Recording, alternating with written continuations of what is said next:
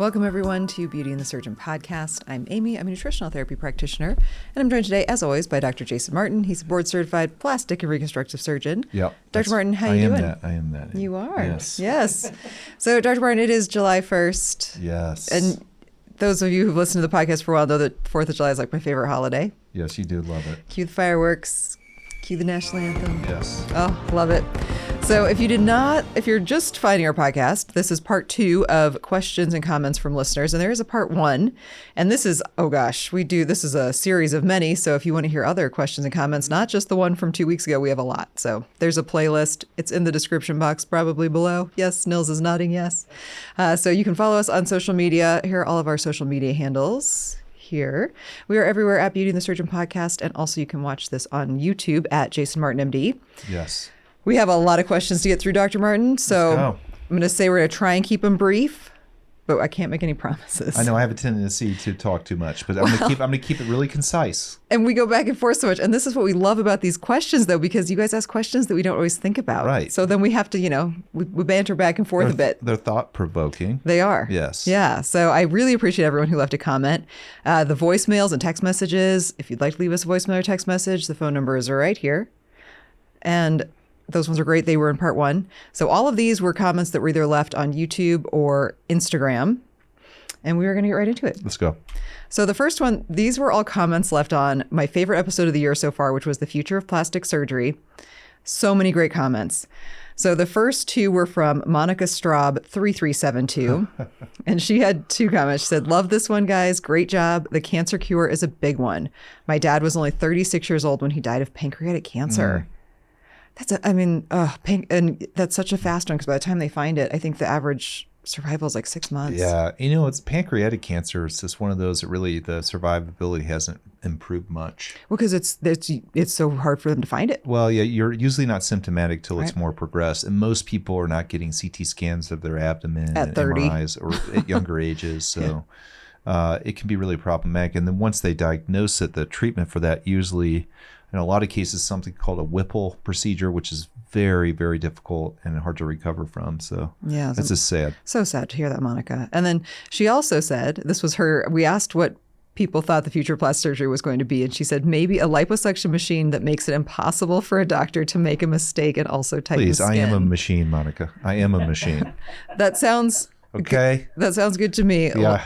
Like the idea of autonomous cars. Will they be safer? We don't know yet. And we don't know. There will be robotic stabilization and assistance, but the problem is, creatively speaking and contour speaking, it would be hard to really program that in. There's so many gestalts related to understanding what looks good on a human for a very specific body type, et cetera. So it'll be there. I think that'll be there for sure. It'll be there, but it's gonna be a long time. And I think like many things right now with like 3D imaging and like these things that we see, like avatars and other things that we make of ourselves, it's never the same as it is in real life. No, it's less gonna be lipo. It's gonna be more like a computer driven robot comes over and sticks a lot of things in your skin and starts zapping things, and then it just goes down. I don't know. What if it's an AR system that's like the game Operation, where if you lipo outside, it buzzes you, so it like kind of keeps you in the lines? Like negative feedback loop. That's exactly what it is. How did you know? There's a robot with a barb right behind you. Like every time you make a mistake, it just zaps you. Nils is speaking from personal experience. This is like a whole different version of plastic surgery. Different stakes. So those were great, Monica, and I'm sorry to hear about your dad passing. Yeah, that's all right. So from Annie Oakley 379, she said, "These are all the I know Annie. Yeah. Very interesting episode. Funny how much technology has changed in our lifetimes. My dad also suffers from Parkinson's, and I hope that a solution is found soon." Yeah, it's so tough. It's so tough, and the incidence of Alzheimer's and Parkinson's is going up, not going down. So I think it's important for all of society and the world for us to get a hold of these neurodegenerative diseases because of the extension of life and whatever the other factors are. And I was reading somewhere where a lot of these factors are related to the vascular health of these people. And I think this is somewhat indicative of the health of our humanity is actually kind of going down a little bit over time. They're living longer, but they're not as healthy as they were maybe historically. That may be a little bit skewed because people would just die young because of trauma and starvation and all this stuff, historically speaking. Well, and we actually can diagnose these things now. Yeah. Like even Parkinson's right now, as we talked about in our episode of Research We're Into, it's kind of a diagnosis of exclusion. Yeah. And it's like, well, it's not any of these other things. Well, no, we talked about that skin test, which we're still going to do. You were supposed to order that. Did you order my skin test? I did, and it never arrived. I ordered it twice, and it did not arrive. Huh. So it makes me think that maybe this company if has anyone's gone listening out of to business. this, if anyone's listening to this and you receive my skin test, please drop it off at our office. Right. But that's what I mean. Like we're actually finding ways to diagnose things that in the past we could not. So how many people had these in the past? Maybe more than we knew, but also, like you said, lifespan is longer, but it doesn't mean health span is longer. Right. Yeah. So. Yeah, neurodegenerative stuff is tough. So I think with like MS, like that's attacking the myelin sheath specifically. And my aunt passed away last year from ALS, like another one that just destroys the nerves and destroys your. Yeah, eventually you can't breathe anymore and you can't swallow and you die. Yeah, yeah. So there's a lot of room for growth in that field for sure. So Patty Dibb. She left a question in our last episode, Patty. You left a comment. She's a super fan. Yes, 7976.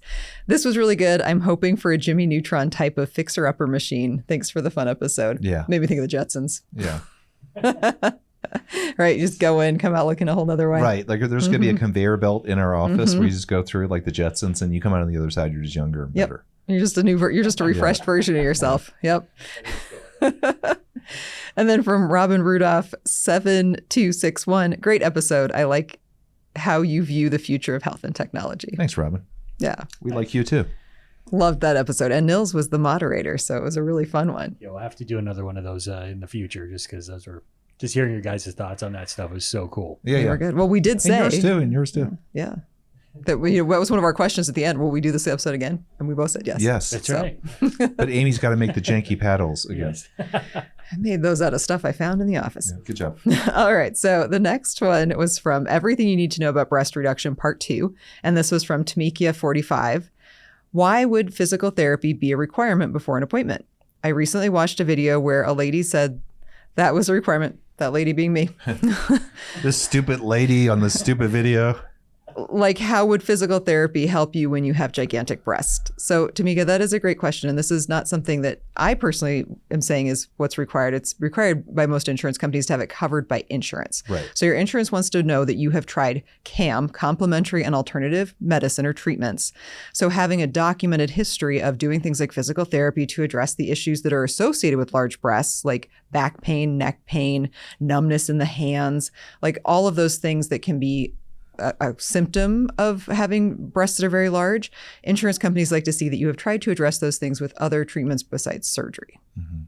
Yeah, those aren't our rules, Tamika. So now, if you don't want to go through insurance, you just want to go to a cosmetic surgeon's office and you're a large-breasted person that suffers from the issues related to large breasts, you don't have to do physical therapy beforehand. So last year, it was one of my favorite comments. Was it Tiffany who bashed a boob on the wall, or go through a door without bashing a boob? Yeah, that made my top 5 last year. So, anyways, I mean, but it's just what insurance companies require. So, I guess you should go on the website for United Healthcare and ask them. Maybe. Well, just check and see what's required. Insurance companies have different requirements. Maybe you don't. With your carrier. Yeah. Because I do agree that yes, is physical therapy going to treat your large breasts? No, it is not. No, so not at all. Nope. All right. So from Breast Reduction 2.0, this was episode 124. Man, a lot of breast reduction comments. There's even more. There's a bunch in this episode. Wow. So Maria Diaz 6916. Yeah. This was a great question. Curious about menopause and reduction.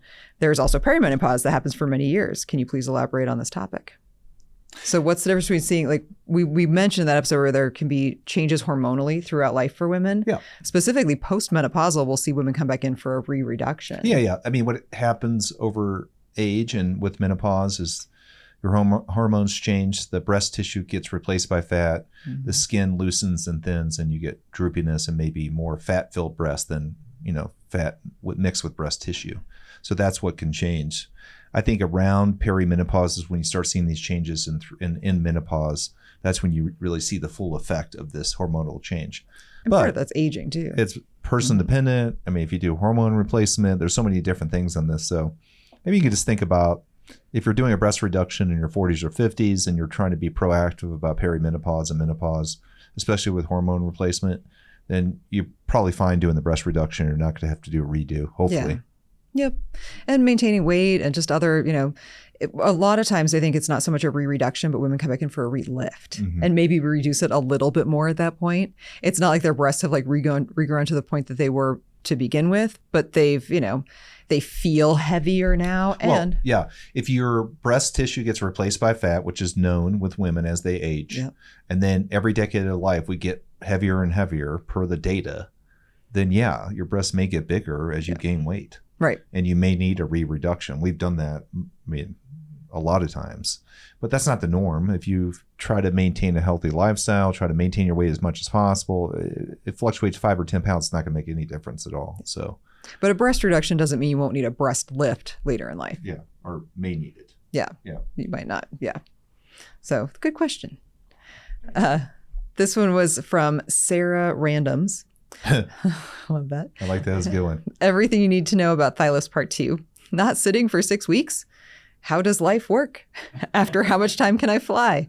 After how much time can I drive? Dude, Sarah, preach. I ain't doing a thigh lift, even though I literally physically do them all the time. What do I do during the first few weeks before I can sit? It just seems so weird. Yeah. So yeah, it is. It's like, standing desks at work, but you're just doing that all the time until you lay down. You lean a lot. And that's what I tell people. Like, you're going to be leaning a lot. It's not like you can't sit-ish. You just won't be comfortable sitting, and you won't want to sit on a hard surface because it will not feel good. Yeah. We had a patient who did thigh lift on. This was years ago, and she came in. She goes, "The most amazing thing happened today." And I said, "Oh, what was that?" She goes, "I sat on a park bench." And I was like, in my mind, I'm like, "Why is this good?" She's like, "You don't understand." She's like, "I haven't been able to sit on a hard surface." And this was like maybe 3 months after surgery. Wow. Yeah. And because it just wasn't comfortable. I mean, she'd been sitting on like soft surfaces, but it was the hardness of the surface. Right. You just imagine things like a seesaw or something. That would be, gosh, yeah. That doesn't feel good anyway. Yeah. Like that it never does. No, that's what I mean. Seesaws are not fun. No, they're not. It's probably similar to breaking your tailbone. Yeah, 100%. So which I have done. Me too. Yeah. There's a good 2 months where sitting was just not your drive. Yeah. Sitting, driving. Yeah. Flying. No, it's a hard. And we were very honest in that thigh lift episode, especially medial thigh lifts. Actually, I just did a vertical thigh lift. That's almost a little bit easier to recover from. Yeah, it is. Which is the long incision along the axis of your leg. Even though it's more involved and there's more, visible scar for that surgery. But the medial thigh lifts, which go along your gluteal crease and next to your labia or genital area, it's just hard to sit down with those. Mm-hmm. Yeah, it's hard to sit. And I mean, when can you fly? I mean, obviously these are questions for the surgeon who does your surgery, but comfortably fly, I would ask someone to give it about a month. Yeah, flying's not comfortable, period. And like, that's a really challenging position to be in. And I mean, if you're flying, we have had patients who fly first class and fly home after 2 weeks after a thigh lift. Like, that's doable. But to fly economy, especially nowadays economy, I would say probably want to give that 4 weeks. That's worse than a park bench. Yeah. Yeah. Yep. Yeah, exactly. So that was a great question, Sarah. Good question, Sarah. This was from, we're going the Wayback Machine. So these came on Thigh-plasty, and these are new comments on this episode that is number 53. So Nils, this is episode currently 195. So 140 episodes ago. Which I can't imagine it's good. Oh, I shudder. I like it when I see those, even the thumbnails on those. We were finding our way. We were finding our way. Exactly. So there were 2 comments on this episode recently. The one was from Sarah. Then the other one was from Irene Kennedy, 9509. I have, with the help of a naturopath, lost 50 pounds and kept it off. I'm 63 and now in Canada. I'm searching for a doctor to do a body plan. I'm afraid as I've had a bad, I've had a bad experience with a breast reduction. Correct. How do I pick a doctor? ? That's what she's saying. So we have an excellent episode on how to pick your doctor, which is right here. And Nils is going to find that. That is the new beauty guide to choosing a surgeon. And we do talk specifically about Canada in there because it is the Canadian, I always say the Royal Mounties, but they're not, the Royal Canadian College of... They're plastic surgeons and they ride horses. Yes. Yeah, and they're great surgeons in Canada. Yeah, excellent surgeons. I mean, they may be more, in the bigger cities, but there's excellent surgeons there. You could always come to America. By the way, we love Canadians. But yeah, I mean, sometimes that can be pretty hard. And especially when you've had a bad experience with a previous surgeon. So, Amy, what are you can watch that episode, but from your opinion, what are 3 things that helps people pick a doctor? What are the... Number one, make sure they're board certified. That's absolutely key. And then with, finding somebody that you feel comfortable with, I say in that episode too, or in all of our episodes, and how to choose any of our procedure specific. This old thigh-plasty one was not one of them. Look at our new thigh-plasty episodes to get the bigger picture. That's one of the things we say, somebody you feel comfortable with, because you need to be able to express to them the issues you had in the past with your previous surgeries. And because this is a big surgery with a long recovery, somebody that you're going to feel really comfortable with and knowing that it's going to be a longer recovery than some other surgeries. Yeah. Just that by nature. I think the last thing is look at their before and afters, kind of get an idea of what their product is. And then if it starts to appeal to you, go in there and meet them and see if you can look at before and afters for someone like yourself with your body type. I think that makes a big difference too. Yeah, I wouldn't base it first on before and afters. No, I would first find someone who's board certified and then try to find at least, through their digital channels, what kind of their narrative is and see if you connect with that too. See if you like their vibe. Yeah. Yep. Go ahead, Nels. What were you going to say? I just said awesome. Oh, okay. Yeah. So we're going to take a quick break. We're going to come back with even more of your questions. Let's go.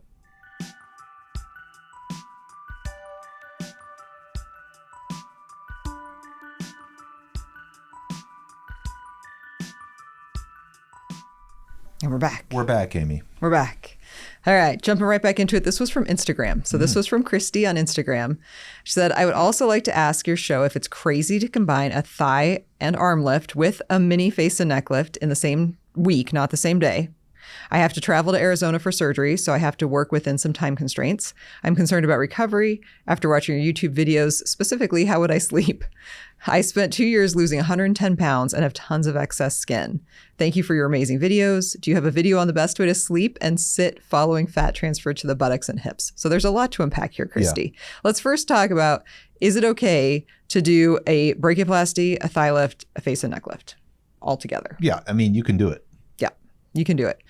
It does bring up the interesting question, though, that she has about how do you sleep and how do you recover? So would I also throw in a fat transfer to that group of surgeries? No. That would be secondarily. Because you're kind of getting into the extreme situation. Even the thigh lift, depending on what type, the brachioplasty and the mini face and neck lift are really kind of at the outer edge of what you can accomplish in an accredited facility. Yeah. And even with like two surgeons. And you may even want to be admitted for that. And I'm sure they would. Yeah. And get IV fluids and stuff like that. Breaking them up in two different surgeries within a week is probably not smart because better just do it at the same time. Do it at the same time because you're already in the recovery phase and you're already inflammatory and then you're going back in quickly. Those patients can have more problems. I'm not saying it's not doable, but having anesthesia twice in 1 week, that especially, that would be at least 3 hours each time. That's probably, the reason someone would break it up, if they're working in a surgery center, there's rules. Like you can't do more than 6 hours. So they don't think they can do the mini face, well, they probably can't. Thigh, arm, mini face, and neck lift. And they don't have the ability to go to a standard hospital and do it because they don't have privileges to do that there. So they're trying to fit it into the, fit it in while you're there. And they're suggesting you do it over 2 days, which I don't agree with, but that's my opinion. And if you lost 110 pounds, I don't know your age. I'm not sure a mini face and neck lift is going to be enough anyways, but maybe you're young. Yeah, she might be young. Yeah, okay. Yeah. Because if you're a middle age, you probably need a full neck lift after losing 110 pounds. Let's be real though. People get obsessed with the words. So that doctor could be calling it a mini face and neck lift and it could be a full. Yeah. Like it's all verbiage, semantics, right? Whatever sells the case, right? Right. It's a face and neck lift. Let's get rid of the word mini because it doesn't matter. You're getting the face and neck lift you need. How would you sleep? So after just these things, you're going to sleep at an incline. And that's what you would do for the thigh lift. That's also what you'd do for the face and neck lift. You don't want to be completely flat. You want to be at a slight incline. And you could absolutely do that with those things. You're going to need a lot of help moving around. So I would say getting in a very comfortable position is going to be key. Then the follow-up question to that is, do I have video on the best way to sleep and sit following fat transfer to the hips and buttocks? I don't, but I will give Nils the link so he can insert the link here for the Bombshell booty cushion, Bombshell booty pillow. You will need a Bombshell booty pillow. So with this Bombshell booty pillow, there's a pillow that goes under your thighs and one that goes behind your back so that your hips and buttock are suspended in air. And you can drive. I want one of those regularly. You can drive, you can sit, you can do all the things. Your butt does not touch any surfaces. This thing sounds awesome. Yeah. So our patients use these. They're back to driving usually in about a week. about a week later, they feel comfortable driving. I mean, you'll have to adjust your seat height a little bit because it does raise you up. They're thick. The part that goes under your thighs is a couple inches thick, and then the part behind your back. So you probably have to move your seat back and down a little bit to accommodate the change in positioning. And make sure that you try that out first. And you can do it safely, but that's how you sit and drive following a fat transfer. And then how you sleep on your stomach. Yeah. And some people really struggle with that. As many people who struggle with sleeping on their back, it's not easy to sleep on your stomach. But conceivably, to do a thigh lift, a brachioplasty, a face and neck lift, and then fat transfer to the butt, how the hell are you going to sleep? Well, that's just it. I would say no. I mean, these are two separate, like you could not do this all at the same time. Yeah. That's why the thigh lift or the surgeries and then the fat transfer. The thing I would say to this, I mean, I love that you're going to Arizona, you found someone you like, et cetera, et cetera. Just break it up. It's okay. Yeah. Like you're not going to win a race here. Just get the 2 surgeries you want done the most and then come back a year later or 6 months later and do the rest. So if you can, that's just my opinion. Yeah. And sleeping after the fat transfer, you're going to have to sleep on your stomach for at least a month. So getting comfortable. Actually, I had a patient who was really struggling to sleep after a fat transfer. So I recommend that she get a massage chair. So you sit, your face can go in the donut and you have a place to rest your arms. And she was able to sleep like that. In a sitting position? But you're not. You're leaning forward. Think about it like when you want to put a baby over your arm. Yeah. And their little head is it mimics that. Because she had very large chest too, so she couldn't lay flat on her stomach without it hurting her back. So it was like, well, what do I do? Well, the massage chair has it's a chest pad, but her breasts could go on either side, and you can lay them almost flat. Oh, okay. So that's what I mean. It's like when you hold a baby over your arm, when you do the reverse football hold and they're down. Oh, I love that. It's like that. When I had my kids were young, they love it. Yeah. Yeah, because it's like you're carrying a pizza. That was the best. Well, and it's a soothing position to be in. So there is a way to do it. It just takes some creativity and a bombshell booty cushion. Okay. Bombshell Booty Pillow, who ironically enough, they actually found us on TikTok.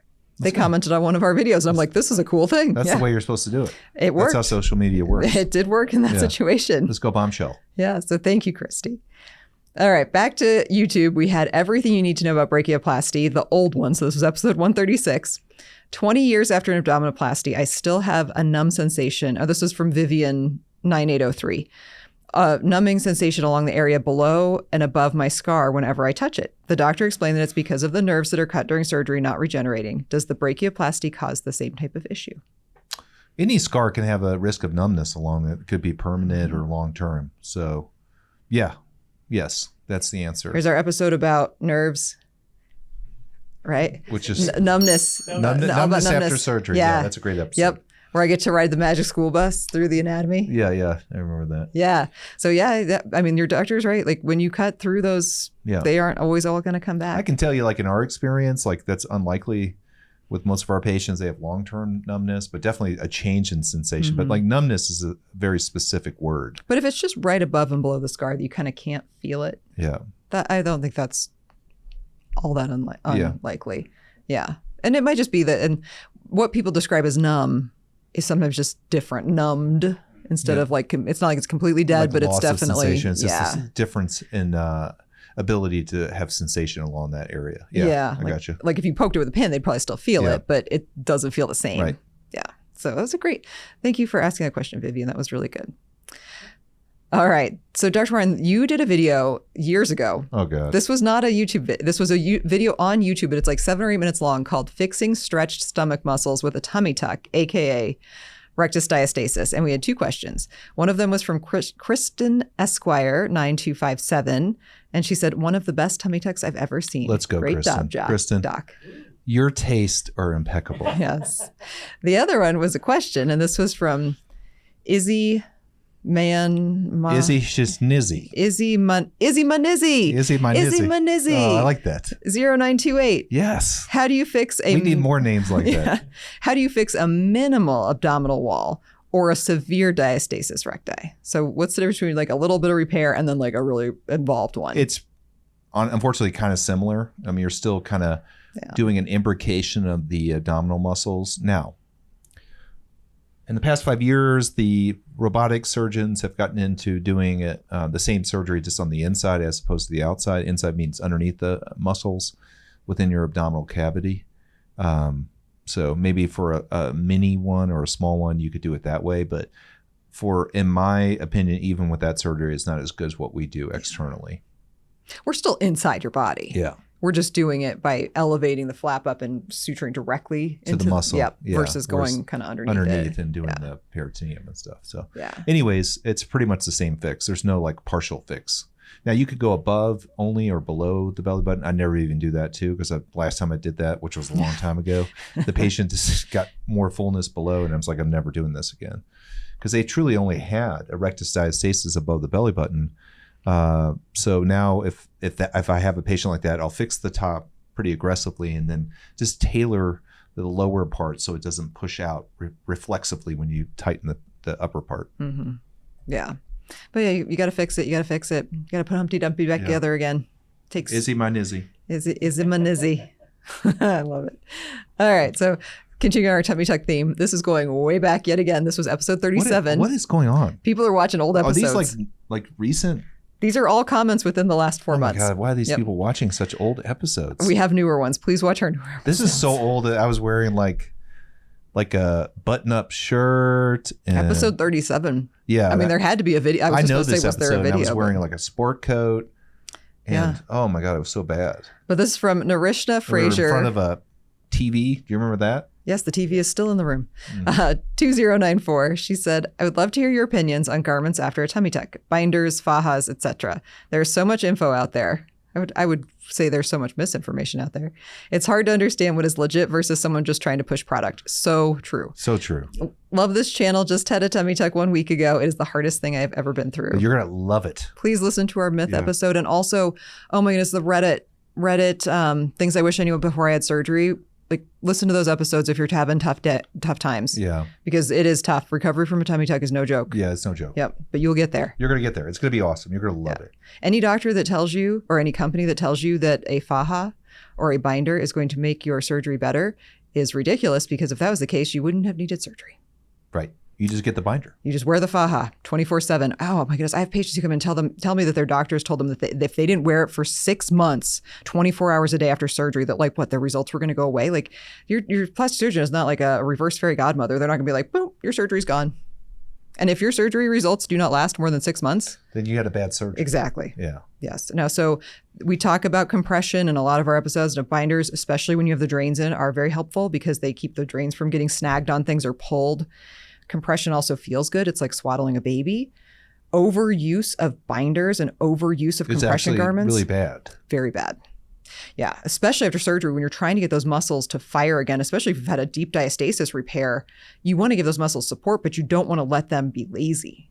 Like, you've just brought them back together. You're trying to teach them to fire again together, not as like a football, like now they're back in straight lines. Like, so relying too much on a support binder that doesn't allow your body to actually like get those muscles firing is only going to delay your recovery. Right.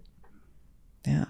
What do you think? I agree 100%. Yeah. So yes, you're correct, Narisha, in thinking that these are just pushing product. But that's half our field. Yes. Pushing product. But that's something to ask your surgeon beforehand, and you should definitely follow whatever your surgeon says. And then watch our videos for the truth. Okay, next one. So this was from Tummy Tuck Myths, which is the episode I recommended she listen to. You said myths correctly. Myths. Yeah. There were 2 questions. So both from Sylvia B8377 said, I'm 5 weeks post-op. I probably went in with a thick abdominal wall. So you're saying it's possible to lipo 6 months after? Yes. And I said, yes. Yeah. It was like the excited, like, oh my gosh, like, yes. So Dr. Warren, can you explain why we have to delay that liposuction? Yeah. So when you raise a flap in tummy tucks, it's really hard to defat the flap. Now you can a little bit, and some people are somewhat aggressive. I'm in the middle there. I'll take some of the fat out, but I don't want to take too much because you want to devitalize the flap.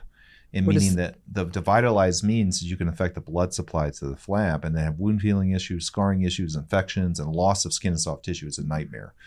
So there's only so far you can go with that. And if you're already really thick to begin with, you can't just get rid of all the fat and do a flap at the same place.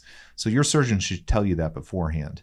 And if you already are really thick beforehand and you do a tummy tuck, so you have loose skin and some extra soft tissue there, you can come back and liposuction 6 months after. We do it all the time. And I'll even do it with body tight and hyper tailor it and hyper contour it. It's like an awesome procedure. It actually works really well. So hopefully your surgeon taught you about that. And we usually give our patients the option, because in some cases, people have maybe not the time to recover from a tummy tuck right now. As you saw in the last comment, tummy tuck recovery is tough.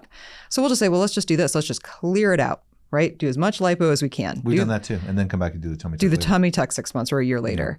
Because then, you're getting to the same result in the end ultimately, but like, what do you have time to recover from right now? And that's usually what we'll kind of steer people towards when we know that that's going to be the case no matter what, because of the thickness of that, especially of that upper abdominal. It's probably easier to do it in reverse though, to do the tummy tuck first and then lipo it. But depends on the person. It doesn't really matter to me personally, but it's probably easier. Yeah. For the surgeon, I mean, not for the patient. Right. I mean, that's what for the patient, it kind of, if that's what works for them, that's what works for them. So the other part of the question was, are there myths about post-surgery and sex?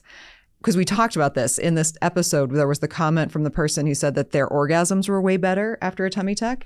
And there is a definite reason why that could be the case. Now, one is the anatomical reason, you're lifting the mons, right? Correct. And you're also potentially getting rid of skin that's hanging over. So it could just mean, that you're more sexually satisfied because you're more active, able to get into different positions. That skin's not in the way. You're not self-conscious about the skin. Yep. Like, not great having sex when you're feeling uncomfortable in your body. So I think there's some placebo effect of having better sex after surgery. But there's also the anatomical effect of lifting the mons and exposing the labia. Yep. And which would, theoretically speaking, in sexual positions have more direct contact. Exactly. Like you're further clitoral hood. Yeah, and you're able to get into positions that perhaps you could not with that skin in the way before. Yeah, exactly. Yeah. So I think that's probably real. Oh yeah, I agree. No, I think that's what I mean. There's real functional issue, but then I'm so happy you're answering this question because I avoid these questions at all costs. Well, but it is an interesting question. No, I think you talk to people about this kind of stuff, so it's good. The other thing too, I mean, I think there is the part of it that is the self-perception side of it can't be overlooked, but also, getting that abdominal wall tighter and stronger is going to allow the pelvic floor muscles to fire more efficiently as well. Yeah. So I've even had people say that like their bowel habits change in a positive way after a tummy tuck. And again, I think it's just because that muscle is able to put enough pressure on the abdominal wall to get a better like evacuation of the bowels. Mm-hmm. And the same thing works in reverse. It was able to, like I said, pull up on those pelvic floor muscles. So yeah, I mean, I think that's when I wrote this back. I said, I don't really think there's myths about it because I haven't ever heard a myth about it, but there are definitely some real facts about it. You can go on Reddit and get a lot of myths. You can get a lot of, what is it? A lot of interesting pedantic comments. Reddit is what we like. Oh, yeah. Yes, remember? You said weird Reddit. Yeah, we don't want saying weird. No. Pedantic, yes. We clarified. Yes. Dr. Martin should not go in weird Reddit. No, because Reddit can get weird. But I don't think I've technically ever been on weird Reddit. I mean, so I'm gonna avoid it. Yeah, Amy had to tell you what it was. Yeah. Tell you to stay away from it. Yeah, stay away from that, Dr. Martin. Right. There's some weird on Reddit. There's everything on Reddit, and some of it's weird. It's kind of like, what is that other one? Quora? Quora is the one where people ask weird questions. Oh, God knows. Yeah. But Sylvia, those are great. And I really hope that you get that lipo on the upper abdomen and that you are enjoying your tummy tuck results. So let's go. That's it. We reached the end of the questions for now. Excellent. I don't know. I mean, it's like these people are watching these old episodes. There's like new episodes with even better information and better visuals and better sound. Hey, my sound's been good pretty much the whole time. Yeah, the sound has never been the issue. We just got better cameras over the. What Nils is saying is that the problem has always been pretty good. Nils is right. Actually, you're right because I've listened to some of the old ones. Oh, they're good. Podcasting, and they're really good. Yeah. Well, we've been using almost the same audio setup for pretty much the whole time. So and cameras were always just like what we wanted to invest in. We didn't know whether people would watch it first or whether YouTube would be it's a lot more work to do the video part of it, as a lot of podcasters know. So it's been, but it's been great. And it gives us the opportunity to also have visuals with your cool like drawings and art that we do. Like the cell. Yeah. Or turning Amy into a little Dutch girl. A little Dutch girl. Or a nun. Yeah. I was so many things last year. We were athletes for the Olympics. I have so many clips of We're sitting here talking about this, but this is all Mangelson Media, by the way, who Nils, and he does an amazing job. So thank you to Nils for all this stuff. We could not do without Nils. It's fun. And Sarah. Yeah. So it would just be Amy and I sitting there saying this. We would be having these conversations, but with no audio and no video. That's what happened. You guys were already doing this. We just put mics in front of you and then a camera, and that's how it came to be. We literally had a patient. It was last week, and she was like, "Oh, you're exactly the same." Yep. as you are on the video. I'm like, yep, we are no different. Yep, this is actually us. Literally, you come into our office, you're going to hear us talking like we talk right now, with the jokes, the dumb jokes, and everything else that go along with it. I can confirm that as the fly on the wall. Yeah, These two are exactly like this all the time. Yes. Poor Nils. He's had to listen to us talk so much. Yeah. All right. Well, we appreciate you all for being here and making it to the end of the episode. If you would leave us a comment, that would be awesome. And if you have a question, we answer questions. So leave us a question. We also have a phone number. You could leave us a voicemail, 303-630-9038. And you can find all of our social media handles here as well. And we thank you all so much for being here. Our episode next, our July 15th episode is Stuff We're Into. And it is one of my favorite of the year. So 7.0. So please tune in next time. You'll hear all the stuff we're into. Amy always wins it, but they are very entertaining. Yeah, they're fun. Yes. All right. See you next time. See ya.